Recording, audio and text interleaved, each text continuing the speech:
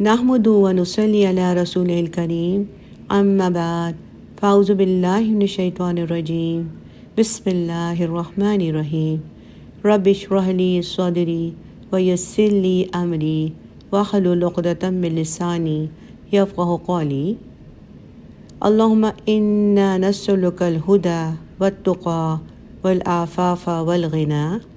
اے اللہ، بے شک ہم آپ سے سوال کرتے ہیں ہدایت کا، پرہیزگاری کا، باغ دامنی اور غنا کا، آمین یا رب العالمین۔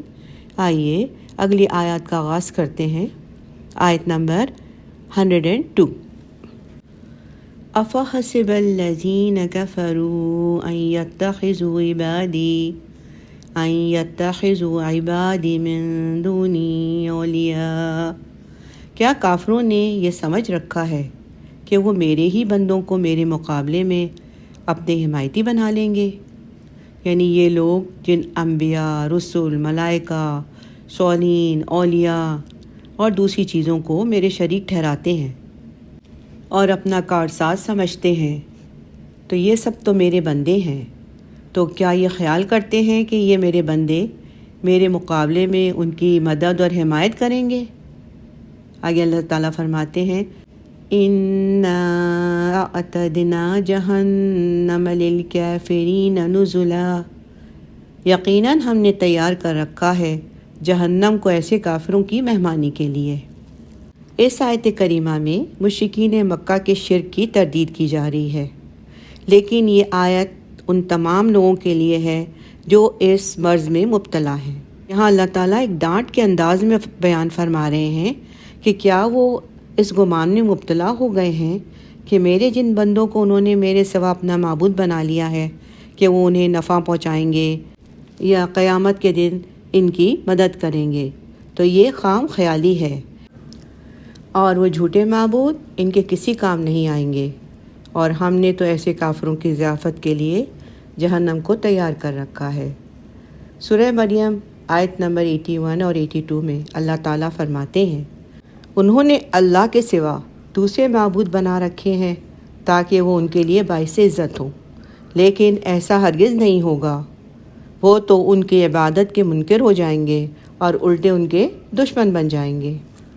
یعنی یہ لوگ سمجھتے رہے کہ ان کے جھوٹے معبود ان کو نفع پہنچاتے رہیں گے اور ان کی جو سختیاں ہیں وہ دور کر دیں گے، تو یہ محض خیال ہے، بلکہ وہ تو ان کی عبادت سے بھی منکر ہو جائیں گے اور بلکہ ان کے دشمن بن کر کھڑے ہو جائیں گے، اور پھر ان کا جو ٹھکانہ ہے وہ جہنم ہے جو ابھی سے تیار کی گئی ہے۔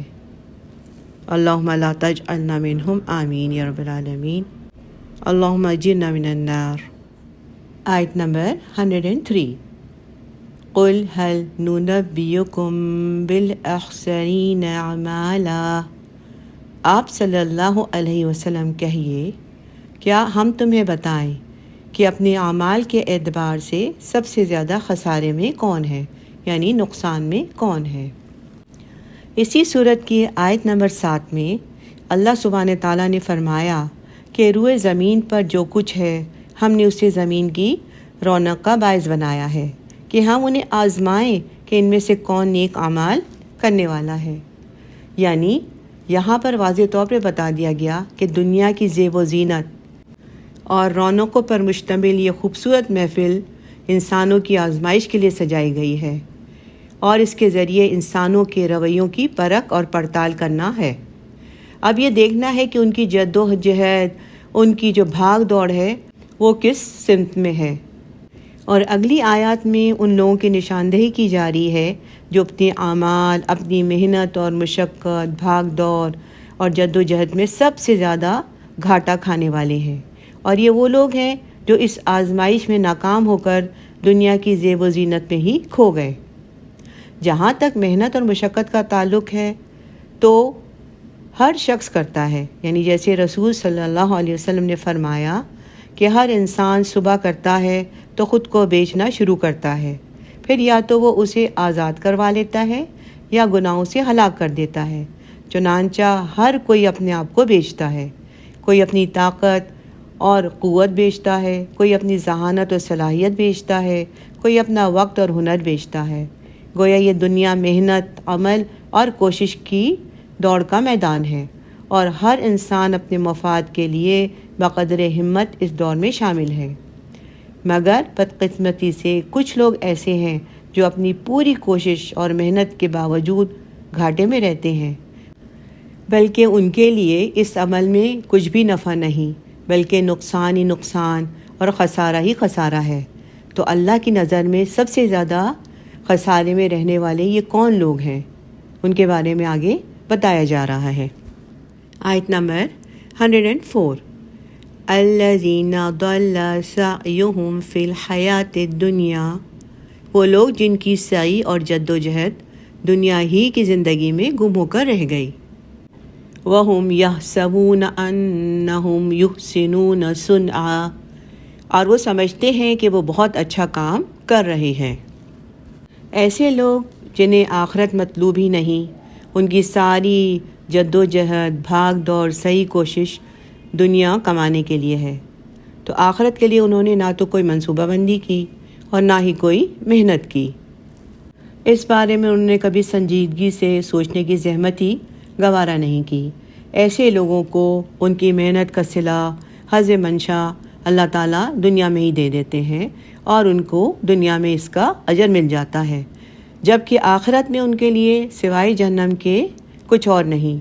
سورہ بنی اسرائیل میں اللہ تعالیٰ فرما رہے ہیں آیت نمبر 18 اور 19 میں، جو کوئی طلبگار بنتا ہے جلدی والی دنیا کا، تو ہم اس کو جلدی دے دیتے ہیں اس میں سے جو کچھ ہم چاہتے ہیں، اور جس کے لیے چاہتے ہیں پھر ہم مقرر کر دیتے ہیں اس کے لیے جہنم، وہ داخل ہوگا اس میں ملامت زدہ، دھتکارا ہوا۔ اور جو کوئی آخرت کا طلبگار ہوگا اور کوشش کرے اس کے لیے اس کی کوشش، اور وہ مومن بھی ہو، تو وہی لوگ ہوں گے جن کی کوشش کی قدر کی جائے گی۔ یعنی آخرت کا امیدوار بننے کے لیے ہر بندہ مومن کو واضح طور پر اپنا راستہ متعین کرنا ہوگا کہ وہ طالب دنیا ہے یا طالب آخرت ہے۔ یعنی دنیا میں رہتے ہوئے ہمیں آخرت کے لیے جد و جہد کرنی چاہیے، اور اس طرح جد و جہد کرنی چاہیے جیسے اللہ تعالیٰ کو پسند ہے۔ یعنی جو بھی اللہ کی عبادت اور اطاعت اس طریقے سے بجا لائے جو طریقہ اللہ کو پسند نہیں، تو گو وہ اپنے اعمال سے خوش ہو اور سمجھ رہا ہو کہ میں نے آخرت کا توشہ بہت جمع کر لیا ہے، آخرت کا بہت سامان جمع کر لیا ہے، میرے نیک اعمال اللہ کے پسندیدہ ہیں اور مجھے ان پر اجر و ثواب ضرور ملے گا۔ لیکن اس کا یہ گمان غلط ہے، اس کے اعمال مقبول نہیں بلکہ مردود ہیں، اور اس کا گمان غلط ہے اور وہ خوش فہمی میں مبتلا ہے۔ ان کی خوش فہمی یہ ہوتی ہے، یعنی ایسے لوگ اپنے کاروبار کی ترقی، جائیداد میں اضافے اور دیگر مادی کامیابیوں کو دیکھتے ہوئے سمجھتے ہیں کہ ان کی محنتیں روز بروز نتیجہ خیز ہو رہی ہیں اور وہ دن بدن ترقی کر رہے ہیں۔ ان کے اعمال کی مثال ایسے ہے جیسے کوئی پیاسا ریت کے تودے کو دور سے پانی سمجھ رہا ہو، لیکن جب پاس آتا ہے تو ایک بوند بھی پانی کی وہاں نہیں پاتا۔ آیت نمبر 105، اولئک الذین کفروا بآیات ربہم ولقائہ، یہی وہ لوگ ہیں جنہوں نے انکار کیا اپنے رب کی آیات اور اس کی ملاقات کا۔ فَحَبِطَتْ أَعْمَالُهُمْ فَلَا نُقِيمُ لَهُمْ يَوْمَ الْقِيَامَةِ وَزْنًا، تو برباد ہو گئے ان کے اعمال اور ہم قائم نہیں کریں گے ان کے لیے قیامت کے دن کوئی وزن۔ یہی وہ لوگ ہیں جنہوں نے اللہ کی آیات کو اور اس کے سامنے قیامت کے دن کی حاضری کو عملی طور پر جھٹلا دیا تھا۔ تو قیامت کے دن ایسے لوگوں کے اعمال کا وزن نہیں کیا جائے گا یا ان کے اعمال کا وزن نہیں ہوگا۔ اصل میں یہ اللہ کی آیتوں کو جھٹلاتے رہے، اللہ کی وحدانیت اور اس کے رسول صلی اللہ علیہ وسلم کی رسالت کے تمام تر ثبوت ان کے سامنے تھے، لیکن انہوں نے آنکھیں بند کر لی اور مان کر ہی نہیں دیا، بلکہ الٹا مذاق اڑاتے رہے۔ ان کا نیکی کا پلڑا بالکل خالی رہ جائے گا۔ بخاری شریف میں ہے کہ قیامت کے دن ایک موٹا تازہ بڑا بھاری آدمی آئے گا، لیکن اللہ کے نزدیک اس کا وزن ایک مچھر کے پر کے برابر بھی نہ ہوگا۔ پھر آپ صلی اللہ علیہ وسلم نے فرمایا، تم اگر چاہو تو اس آیت کی تلاوت کر لو، فَلَا نُقِيمُ لَهُمْ يَوْمَ الْقِيَامَةِ وَزْنًا۔ بازار میں حدیث ہے کہ ایک قریشی کافر اپنے حلیے پر اتراتا ہوا رسول صلی اللہ علیہ وسلم کے سامنے سے گزرا تو آپ صلی اللہ علیہ وسلم نے حضرت بریدہ رضی اللہ تعالیٰ عنہ سے کہا کہ یہ ان میں سے ہے جن کا کوئی وزن قیامت کے دن اللہ تعالیٰ کے پاس نہ ہوگا۔ یہ بدلہ ہوگا ان کے کفر کا اور اللہ کی آیتوں اور اس کے رسولوں کی ہنسی مذاق اڑانے کا، اور ان کو نہ ماننے بلکہ ان کو جھٹلانے کا۔ آیت نمبر 102 سے لے کر آیت نمبر 105 میں حقیقی معنی میں خسارہ اٹھانے والے کون لوگ ہیں، ان لوگوں کی ان میں صفات بیان کی گئی ہیں۔ اللہ تعالیٰ یہاں فرما رہے ہیں کہ سب سے زیادہ خسارہ پانے والے کون لوگ ہوں گے، اور یہ وہ لوگ ہیں جن کی دنیاوی زندگی کی تمام کوششیں رائے گاہ ہو گئیں، حالانکہ وہ سمجھتے رہے کہ وہ اپنے حق میں بہت ہی اچھا کام کر رہے ہیں۔ یہ وہ لوگ ہیں جنہوں نے اللہ کی آیتوں، مرنے کے بعد دوبارہ زندہ ہونے اور قیامت کے دن کا انکار کر دیا، جس کے نتیجے میں ان کے اعمال بالکل ہی بیکار ہو گئے، اور قیامت کے دن اللہ کی نگاہ میں ان کی کوئی وقت یا حیثیت ہی نہ ہوگی، بلکہ حقارت کے ساتھ ٹھکرا دیے جائیں گے، اس لیے کہ اللہ کے نزدیک صرف نیک اعمال کا اعتبار ہے، اور جن کی جھولی میں اعمال صالح ہی نہ رہے ہوں تو حقیر ترین بندے بن گئے۔ اللہ تعالیٰ نے مزید تاکید کے طور پر فرمایا کہ ان کے کفر کی وجہ سے ان کا ٹھکانہ جہنم ہوگا، اور اس لیے کہ انہوں نے میری آیتوں اور میرے رسولوں کا مذاق اڑایا تھا۔ آیت نمبر 106، ذَلِكَ جَزَاؤُهُمْ جَهَنَّمُ بِمَا كَفَرُوا وَاتَّخَذُوا آیَاتِی وَرُسُلِی ہُزُوًا۔ ان کا بدلہ جہنم ہے بسبب اس کے کہ انہوں نے کفر کیا اور میری آیات اور میرے رسولوں کا مذاق اڑایا۔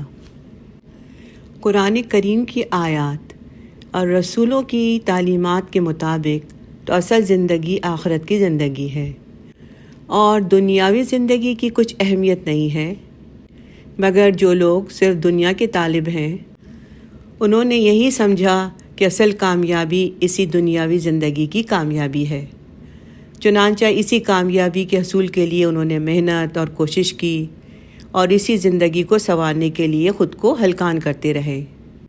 آخرت کو انہوں نے لائق اعتبار ہی نہ سمجھا، اور نہ ہی اس کے لیے انہوں نے کوئی سنجیدگی سے بھاگ دوڑ کی۔ آخرت کا خیال کبھی آیا تو یہ سوچ کر خود کو تسلی دے دی کہ ہم نے فلاں فلاں بھلائی کے کام بھی تو کیے ہیں، اور پھر ہم رسول صلی اللہ علیہ وسلم کے امتی بھی تو ہیں، آپ صلی اللہ علیہ وسلم ہماری شفاعت فرمائیں گے، اور ہم کامیاب و کامران ہو کر جنت میں پہنچ جائیں گے۔ یہ عقیدہ یہودیوں کے عقیدے سے ملتا جلتا ہے۔ وہ بھی دعویٰ کرتے تھے کہ ہم اللہ کے بیٹوں کی مانند ہیں اور اس کے لاڈلے اور چہیتے ہیں۔ ان آیات کے حوالے سے یہ بات یاد رکھنی چاہیے کہ جو بھی انسان اللہ اور اس کے رسول کے احکامات کو پس پشت ڈال دیتا ہے اور صرف دنیا کا طالب بن بیٹھتا ہے تو اس شخص کا آخرت میں کوئی حصہ نہیں ہے، اور جس نے اللہ کی آیات کا مذاق اڑایا، رسولوں کا مذاق اڑایا، تو اس کا ٹھکانہ جہنم ہے۔ چنانچہ آخرت کے نجات کے سلسلے میں یہ بات طے کرنا انتہائی ضروری ہے کہ بنیادی طور پر انسان طالب دنیا ہے یا طالب آخرت ہے۔ آخری رکوع کی ان آیات کا سورت کی ابتدائی آیات کے ساتھ ایک خاص تعلق ہے، اور دجالی فتنے سے حفاظت کے لیے ان کی خصوصی اہمیت ہے۔ چنانچہ حدیث میں ہے کہ ان کو فتنہ دجال سے حفاظت کا ذریعہ قرار دیا گیا ہے، اس لیے بہتر ہے کہ ابتدائی 10 آیات اور ان آخری آیات کو حفظ کر لیا جائے اور کثرت سے ان کی تلاوت کی جائے، اور اگر اللہ سبحانہ تعالیٰ توفیق دیں تو جمعے کے روز پوری سورہ کہف کی تلاوت کو بھی معمول بنایا جائے۔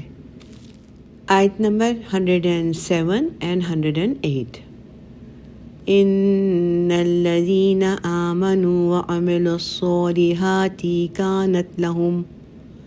کانت لہم جنات الفردوس نزلا. اس کے برعکس وہ لوگ جو ایمان لائے اور انہوں نے نیک اعمال کیے، ان کی مہمانی کے لیے فردوس کے باغات ہوں گے. یعنی جن لوگوں نے ایمان کے تقاضے پورے کیے ہوں گے اور وہ نیک اعمال کرتے رہے ہوں گے تو ان کے لیے ٹھنڈی چھاؤں والے باغات ہوں گے، یعنی جنت الفردوس کے باغات ہوں گے. سبحان اللہ. آیت نمبر 108. خالدین فیہا لا یبغون عنہا حولا. اور وہ اس میں ہمیشہ ہمیش رہیں گے، وہاں سے وہ جگہ بدلنا نہیں چاہیں گے. یعنی جنت ایسی جگہ نہیں جہاں رہتے رہتے کسی کا دل اکتا جائے. وہ ہمیشہ وہاں رہنا چاہیں گے اور وہ بالکل بھی تبدیلی کی خواہش مند نہیں ہوں گے. پچھلی آیات میں کافروں کا انجام بیان کیا جانے کے بعد اب ان لوگوں کا حال بیان کیا جا رہا ہے جو اس دنیا میں اللہ اور اس کے رسول پر ایمان لے آئیں گے، نبی کریم صلی اللہ علیہ وسلم پر نازل کردہ کتاب کی تصدیق کریں گے اور زندگی میں نیک اعمال کرتے رہیں گے. تو اللہ سبحانہ تعالیٰ نے ان کی میزبانی کے لیے فردوس برین کو تیار کر رکھا ہے، جہاں ہمیشہ کے لیے رہیں گے اور کبھی اور کسی بھی حال میں وہاں سے نکلنا نہیں چاہیں گے. نبی کریم صلی اللہ علیہ وسلم نے فرمایا، تم لوگ جب اللہ سے جنت مانگو تو فردوس مانگو. جنت کا مرکزی اور اعلیٰ مقام ہے. جنت کی ساری نہریں وہیں سے نکلتی ہیں. وہ جنت اتنی اچھی ہوگی کہ وہاں کا رہنے والا جنتی اسے چھوڑ کر کبھی بھی دوسری جگہ جانا نہیں چاہے گا. دعا کرتے ہیں کہ اللہ، ہم آپ سے جنت الفردوس کا سوال کرتے ہیں. اللہم انا نسألک جنت الفردوس. اپنے لیے، اپنے والدین کے لیے، اپنے اہل و عیال کے لیے، بہن بھائی اور قرآن و سنت پر عمل پیرا تمام مسلمانوں کے لیے، آمین یا رب العالمین. آیت نمبر 109. قل لو كان البحر مدادا لكلمات ربي لنفد البحر قبل أن تنفد كلمات ربي ولو جئنا بمثله مددا. اے نبی صلی اللہ علیہ وسلم، آپ کہیے، اگر سمندر روشنائی بن جائے میرے رب کی کلمات کو لکھنے کے لیے تو یقیناً سمندر ختم ہو جائے گا اس سے پہلے کہ میرے رب کی کلمات ختم ہوں. اگرچہ اسی طرح اور سمندر بھی ہم اس کی مدد کے لیے لے آئیں گے. سبحان اللہ. اللہ سبحانہ تعالیٰ کی عظمت سمجھانے کے لیے نبی کریم صلی اللہ علیہ وسلم سے کہا جا رہا ہے کہ آپ کہہ دیجئے، اگر روئے زمین کے سمندروں کی سیاہی بن جائے اور پھر اللہ کی کلمات، اللہ کی قدرتوں کا اظہار، اللہ کی باتیں، اللہ کی حکمتیں لکھنا شروع ہو جائیں تو یہ تمام سیاہی ختم ہو جائے گی، لیکن اللہ کی تعریفیں ختم نہیں ہوں گی. گو پھر ایسے ہی دریا اور لائے جائیں اور پھر لائے جائیں اور پھر لائے جائیں، لیکن ناممکن ہے کہ اللہ کی قدرتیں، اس کی حکمتیں، اس کی دلیلیں ختم ہو جائیں. چنانچہ اللہ سبحانہ تعالیٰ سورہ لقمان آیت نمبر 27 میں بیان فرماتے ہیں کہ یعنی روئے زمین کے درختوں کی قلمیں بن جائیں، تمام سمندروں کی سیاہیاں بن جائیں، پھر اس کے بعد 7 سمندر اور بھی لائے جائیں، لیکن ناممکن ہے کہ اللہ کی کلمات پورے لکھ لیے جائیں. اللہ کی عزت اور حکمت، اس کا غلبہ اور قدرت وہی جانتا ہے. تمام انسانوں کا علم اللہ کے علم کے مقابلے میں اتنا بھی نہیں جتنا سمندر کے مقابلے میں ایک قطرہ. تمام درختوں کی کلمیں گھس گھس کر ختم ہو جائیں گی، تمام سمندروں کی سیاہی ختم ہو جائے گی، لیکن کلمات اللہ ویسے کے ویسے رہ جائیں گے جیسے تھے، اور وہ ان گنت اور بے شمار ہیں. کون ہے جو اللہ کی صحیح اور پوری قدر و عزت جان سکے؟ کون ہے جو اس کی پوری ثنا اور صفت بجا لائے؟ بے شک ہمارا رب ویسا ہی ہے جیسا وہ خود فرما رہا ہے، اور بے شک ہم جو بھی تعریف کرتے ہیں وہ ان سب سے بڑھ چڑھ کر ہے۔ یاد رکھیں جس طرح ساری زمین کے مقابلے میں ایک رائی کا دانہ ہے، اسی طرح جنت کی اور آخرت کی نعمتوں کے مقابلے میں تمام دنیا کی نعمتیں ہیں۔ بعض مفسرین نے لکھا ہے کہ جب قریش نے یہود کے سکھانے پر رسول اکرم صلی اللہ علیہ وسلم سے روح کے بارے میں سوال کیا اور اللہ تعالیٰ نے اس کا جواب دیتے ہوئے فرمایا، تمہیں بہت ہی تھوڑا سا علم دیا گیا ہے۔ اور یہود مدینہ کو جب اس آیت کا پتہ چلا تو کہنے لگے کہ تورات میں تو تمام چیزوں کا علم موجود ہے۔ تو ان کے جواب میں اس آیت کا نزول ہوا، یعنی اس آیت کے جو شان نزول ہے وہ یہ ہے۔ تو اللہ تعالیٰ نے فرمایا کہ اللہ کے علم کی تو کوئی انتہا ہی نہیں ہے۔ آیت نمبر 110، قُلْ إِنَّمَا أَنَا بَشَرٌ مِثْلُكُمْ يُوحَىٰ إِلَيَّ أَنَّمَا إِلَٰهُكُمْ إِلَٰهٌ وَاحِدٌ۔ اے نبی صلی اللہ علیہ وسلم، آپ کہہ دیجئے میں تو بس تمہاری طرح کا ایک انسان ہوں، مجھ پر وحی کی جاتی ہے کہ تمہارا معبود بس ایک ہی معبود ہے۔ فَمَن كَانَ يَرْجُو لِقَاءَ رَبِّهِ فَلْيَعْمَلْ عَمَلًا صَالِحًا وَلَا يُشْرِكْ بِعِبَادَةِ رَبِّهِ أَحَدًا۔ پس جو کوئی بھی امید رکھتا ہو اپنے رب سے ملاقات کی تو اسے چاہیے کہ نیک اعمال کرے اور اپنے رب کی عبادت میں کسی کو بھی شریک نہ کرے، یعنی عبادت خالص اللہ ہی کی ہو، اور یہ توحید عملی ہے۔ اللہ سبحانہ تعالیٰ نے نبی کریم صلی اللہ علیہ وسلم کو مخاطب کر کے فرمایا، آپ ان مشرکین سے جو آپ کی رسالت کی تکذیب کرتے ہیں کہہ دیجئے کہ میں تمہارے ہی جیسا انسان ہوں، مجھ میں اور تم میں صرف فرق یہ ہے کہ اللہ تعالیٰ مجھ پہ وحی نازل کرتے ہیں، اور قرآن بھی اللہ نے مجھے بذریعہ وحی دیا ہے، یہ میرا کلام نہیں ہے۔ اگر تم میں سے کوئی شخص میری تکذیب کرتا ہے یعنی مجھے چھٹلاتا ہے تو وہ قرآن کریم جیسا کلام بنا کر لائے اور لا کر دکھائے۔ میں نے تمہیں زمانہ ماضی کے جو واقعات سنائے ہیں، یعنی گزرے ہوئے جو واقعات تھے جو سنائے ہیں، وہ بھی مجھے اللہ نے بذریعہ وحی بتائے ہیں، مجھے غیب کا کوئی علم نہیں ہے۔ میں تمہیں یہ بھی خبر دیتا ہوں کہ جس اللہ کی تمہیں دعوت دیتا ہوں وہ اکیلا ہے، اس کا کوئی شریک نہیں ہے۔ تو جو کوئی ایمان رکھتا ہے اسے اللہ کے سامنے حاضر ہونا ہے، اسے شریعت محمدیہ کے مطابق عمل صالح کرنا چاہیے، اور چاہیے کہ وہ کسی بھی حال میں اللہ کی عبادت میں دوسروں کو شریک نہ کرے۔ حافظ ابن کثیر لکھتے ہیں کہ یہ آیت دلیل ہے کہ اللہ کے نزدیک عمل مقبول ہونے کی دو شرطیں ہیں، ایک تو یہ کہ وہ شریعت محمدیہ صلی اللہ علیہ وسلم کے مطابق ہو، اور دوسری یہ کہ اس سے مقصود صرف اللہ کی خوشنودی ہو، شہرت، نام و نمود، ریاکاری یا کوئی دنیاوی غرض مقصود نہ ہو۔ یعنی نبی صلی اللہ علیہ وسلم فرما رہے ہیں کہ میں تم جیسا ہی ایک انسان ہوں، تم بھی انسان ہو، اگر تم مجھے جھوٹا جانتے ہو تو لاؤ اس قرآن جیسا ایک قرآن تم بھی بنا کے پیش کر دو۔ دیکھو میں عالم الغیب تو نہیں ہوں، یعنی غیب دان نہیں ہوں۔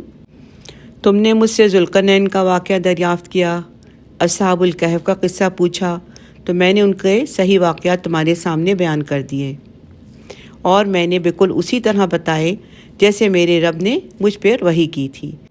اگر میرے پاس اللہ کی طرف سے وحی نہ آتی تو میں ان گزشتہ واقعات کو جس طرح وہ ہوئے تھے تمہارے سامنے کس طرح بیان کر سکتا۔ سنو، تمام تر وحی کا خلاصہ یہ ہے کہ تم ایک اللہ کو مانو، شرک چھوڑ دو، اور میری دعوت یہی ہے کہ جو بھی تم میں سے اللہ سے مل کر اجر و ثواب لینا چاہتا ہے تو اسے چاہیے کہ شریعت کے مطابق عمل کرے اور شرک سے بالکل بچے۔ بغیر ان دونوں رکن کے کوئی عمل اللہ کے ہاں قابل قبول نہیں، خلوص ہو اور سنت کے مطابق ہو۔ روایت میں ہے کہ حضرت شداد بن اوس رضی اللہ تعالیٰ عنہ ایک دن رونے لگے۔ ہم نے پوچھا حضرت آپ کیسے رو رہے ہیں؟ فرمانے لگے کہ ایک حدیث یاد آ گئی اور اس نے رلا دیا۔